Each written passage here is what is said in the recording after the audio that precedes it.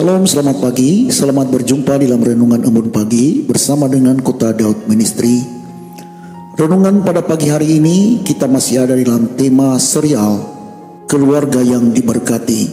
Saudaraku kekasih dalam Tuhan, di dalam surat Rasul Paulus kepada jemaat di Efesus tentang hubungan suami dan istri, yaitu dianalogika sebagai hubungan antara Kristus dengan jemaat.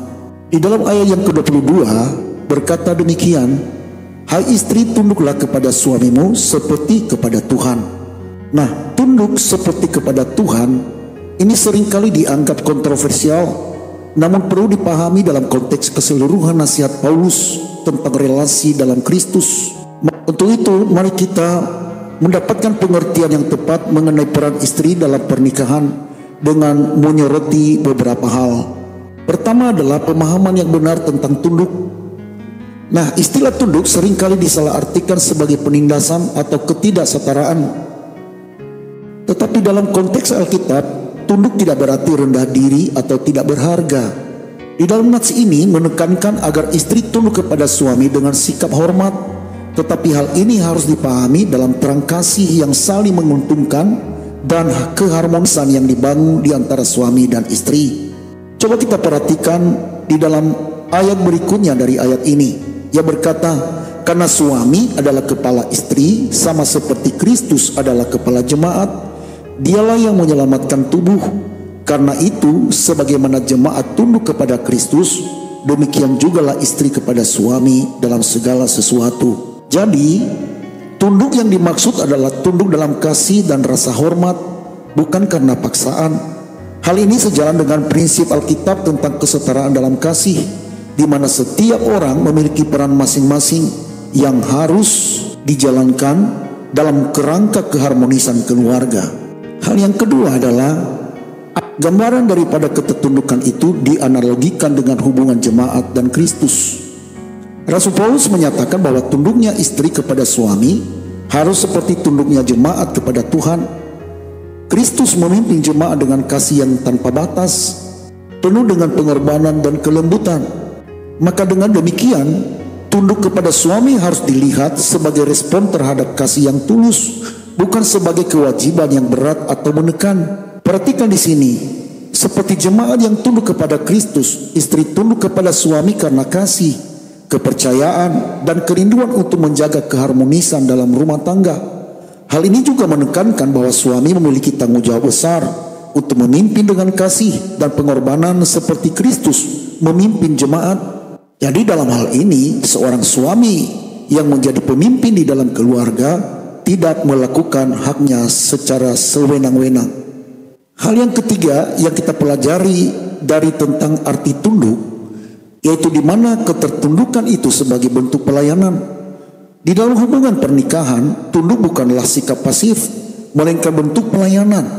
Istri yang tunduk kepada suami melayani suami dengan kasih dan hormat.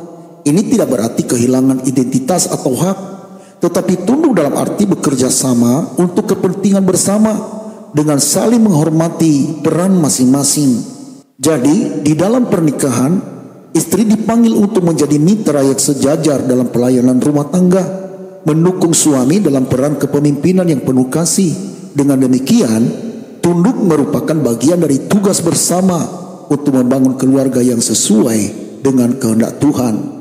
Hal yang keempat yang bertalian dengan istri tunduk kepada suami, di mana ketertundukan istri itu didasarkan kepada kasih.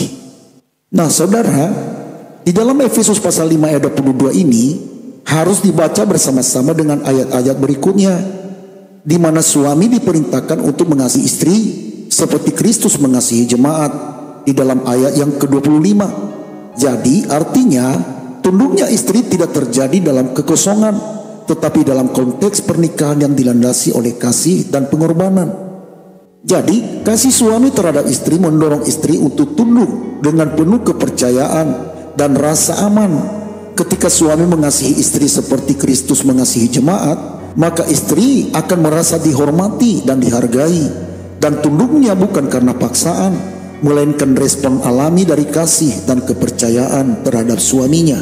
Hal yang kelima dari ketertundukan itu adalah ketaatan kepada Tuhan dalam hubungan pernikahan.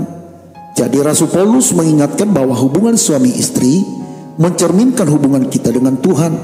Tunduknya istri kepada suami merupakan bentuk ketaatan kepada Tuhan, karena Tuhanlah yang menetapkan peran-peran dalam pernikahan. Dengan tunduk kepada suami, istri sebenarnya menunjukkan ketaatannya kepada Tuhan. Jadi saudaraku, istri harus melihat perannya dalam pernikahan sebagai bagian dari pelayanan kepada Tuhan. Tunduk kepada suami adalah bentuk nyata dari ketaatan kepada Tuhan yang berdaulat dalam segala aspek kehidupan, termasuk dalam pernikahan. Jadi sebagai kesimpulan di sini adalah bahwa di dalam Efesus pasal 5 ayat 22 ini, bahwa tunduknya istri kepada suami bukanlah bentuk penindasan, tetapi adalah bentuk kasih, bentuk penghormatan dan kerjasama dalam rangka membangun keluarga yang sejalan dengan kehendak Tuhan.